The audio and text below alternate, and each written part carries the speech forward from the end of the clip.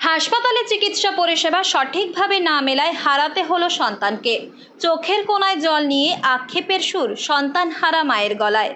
দক্ষিণ দমদম পুরসভার স্বাস্থ্য বিভাগের উদাসীনতা ও সরকারি হাসপাতালে আন্দোলনের জেরে পরিষেবা না পাওয়ার কারণেই পঞ্চম শ্রেণীর ছাত্রের ডেঙ্গিতে মৃত্যু হয় বলে অভিযোগ তোলে পরিবার।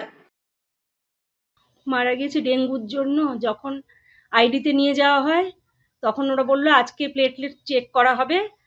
তারপর ওরা রিপোর্ট 12:30টায় ব্লাড টেস্টের রিপোর্ট নিয়ে আসলো, কিন্তু 12:30টার রিপোর্ট ওরা 1.5 লাখ থেকে যখন 42,000-এ নেমে গেল, তারপরেও ওরা না দিয়েছে স্যালাইন, না দিয়েছে রক্ত, ওরা কিচ্ছু করেনি। ওরা কোনো চিকিৎসাটুকু দিল না। সারা রাত ওইভাবে ফেলে রাখলো।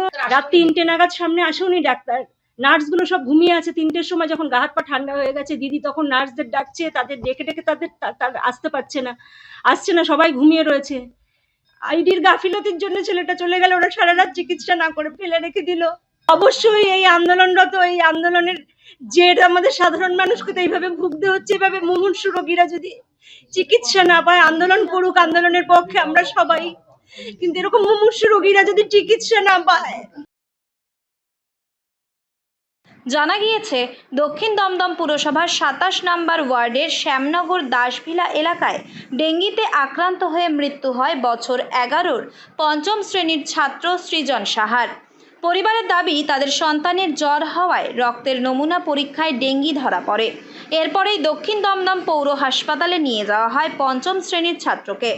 পরিবারের অভিযোগ, দক্ষিণ দমদম পৌর হাসপাতালে নিয়ে গেলেও সেখানে কোনো রকম চিকিৎসা পরিষেবা দেওয়া হয়নি। উল্টে তারা পরিষেবা দিতে পারবেন না বলে অন্যত্র রোগীকে ভর্তি করার পরামর্শ দেন। আমি ডাক্তার দেখিয়েছিলাম মিউনিসিপ্যালিটিতে, দক্ষিণ দমদম চাইল্ড স্পেশালিস্ট তাপস পোদ্দার। উনি সঙ্গে সঙ্গে দেখেই বলল যে প্লেটলেট দেখলা 1,60,000 ছিল। যারা ছিল জুনিয়র ডাক্তার, সে বললো দেখুন ছেলেকে তো নিয়ে এসছেন, এরপরে যদি দেখুন এখানে তো ডেঙ্গু হয়েছে, এরপরে যদি কোনো রক্তক্ষরণের ব্যাপার হয় তাহলে কিন্তু আমাদের এখানে সেরকম চাইল্ড স্পেশালিস্ট কেউ নেই, আমরা কিন্তু কিছু করতে পারবো না। না কিচ্ছু দেয়নি। ওখানে আইডিতে নিলাম, ওরা ভর্তি নিল। তখন ভর্তি লাগলো, স্যালাইন দিল না, কিছু না। সন্ধ্যাবেলা তখন যাই হোক 12টার মধ্যে রিপোর্ট নিয়ে এসছে, দেখলো 42,000 প্লেটলেট হয়েছে আমার ছেলের। কোনো পরিষেবা আমি পাইনি, সরকারি পরিষেবা কোনো জায়গার থেকে আমি পাইনি। এরপরেই ছাত্রের পরিবার তাদের সন্তানকে নিয়ে বেলেঘাটা আইডি হাসপাতালে পৌঁছান, কিন্তু সেখানেও চিকিৎসা পরিষেবা মেলেনি বলে অভিযোগ পরিবারের। শুধু তাই নয়, আইডিতে সামান্য স্যালাইনটুকুও দেওয়া হয়নি রোগীকে। হাসপাতালে থাকাকালীন প্লেটলেট 1.5 লক্ষ থেকে 40,000-এ নেমে যায়। সন্তানের অবস্থা আরও খারাপ হচ্ছে দেখে বাইপাসের ধারে একটি বেসরকারি হাসপাতালে সৃজনকে ভর্তি করা হয়। এরপরই পঞ্চম শ্রেণীর ছাত্রের মৃত্যু হয়।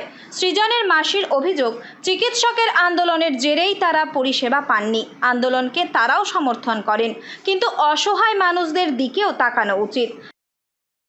রাত 3টের পরে যখন বলছে সিসিউতে দিতে হবে, ও ঠান্ডা হয়ে গেছে, সেই রাত্রবেলা আমার ছেলেকে দিয়ে আসে, ওর কাকা যায়, কোনো চিকিৎসা নেই। তো হয়ে ভোরবেলা নিয়ে পেপড়তে এলাম, বলছে আপনারা অনেক লেট করে ফেলেছে। ডাক্তাররা পর্যন্ত কাঁদছে যে কি হবে, আর এত সুন্দর রাজপুত্র। সৃজনের মায়ের দাবি, চিকিৎসা পরিষেবা সঠিকভাবে না মেলায় আজ সন্তানহারা হলেন তিনি। সুপ্রিম কোর্টের তরফ থেকে আন্দোলনরত চিকিৎসকদের কাজে ফেরার সময়সীমা বেঁধে দেওয়া হয়েছে। এখন দেখার কী সিদ্ধান্ত নেয় আন্দোলনরত চিকিৎসক মহল। তবে এলাকার ছেলের চিকিৎসা না পেয়ে এমন করুণ পরিণতিতে শোকের ছায়া নেমেছে দক্ষিণ দমদম পৌরসভা এলাকায়। উত্তর 24 পরগনা থেকে রুদ্রনারায়ণ রায়, লোকাল 18 বাংলা।